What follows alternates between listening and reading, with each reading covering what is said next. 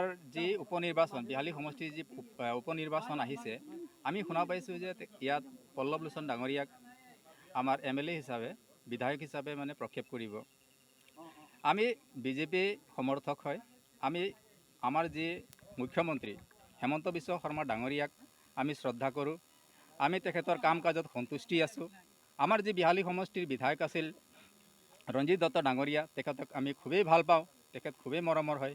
কিন্তু আমি 2019 চনতে যিজন ব্যক্তিক আমাৰ পল্লৱ লোচন ডাঙৰীয়াক আমি ইয়াৰ পৰা MLA খেলাইছিলোঁ, তেখেতৰ যি কাৰুকাৰ্য আমাৰ বিহালীবাসী ৰাইজ সম্পূৰ্ণ অতিষ্ঠিত হৈছে।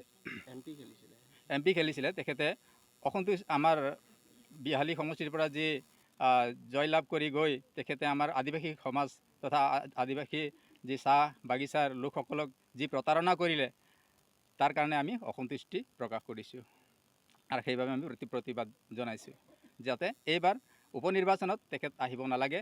আমি বিজেপিক সমৰ্থন কৰোঁ।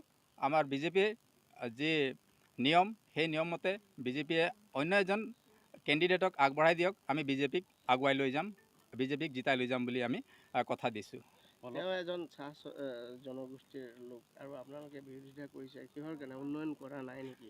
হয়, তেখেতে আমাৰ আদিবাসী সমাজ বা বিহালী সমষ্টিক তেনেকৈ কোনো ধৰণৰ উন্নয়ন কৰা নাই। তেখেতে নিজৰ নামত নিজৰ নামত 150 বিঘাৰ এখন মাছ পুহিবৰ কাৰণে যি ফিচাৰী বনাইছে, তেখেতে নিজে এখন কেঁচাৰৰ খৰাশিমিলু নামৰ এখন জেগাত আমাৰ ইয়াত এখন কেঁচাৰ মিল খুলিছে। তাত তেখেতে শ্বেয়াৰ লৈছে। এইখন কেঁচাৰ আমি জনামতে ইলিগেলি খুলিছে।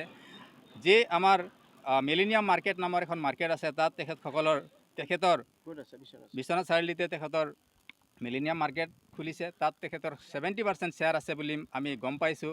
তাতকৈ ডাঙৰ কথা হয় হোৱাইট হিল লেণ্ড ডেভেলপমেণ্ট যি তেখেত এখন খুলিছে, যি এখন বনাইছে লেণ্ড ডেভেলপমেণ্টৰ নামত তেখেতে কোটি কোটি টকাৰ সম্পত্তি নিজৰ আত্মসাৎ কৰাৰ যি পৰিকল্পনা কৰিছে, তাক আমি বিৰোধিতা কৰিছোঁ। যিহেতু তেখেতে অকল নিজৰে ডেভেলপমেণ্ট কৰিছে, তেখেতে অকল নিজৰে চিন্তা কৰিছে। তেখেতে BTADত গৈ পেলাই 4 লাইনযুক্ত CTC খুলিছে, চাহ ফেক্টৰী খুলিছে।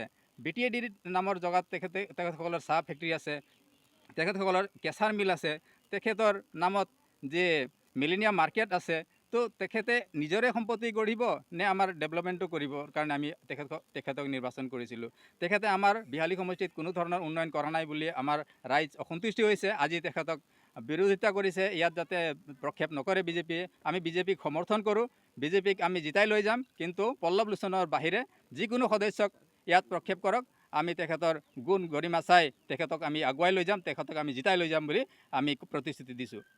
Do not forget to like, share and subscribe to the Assam Tribune.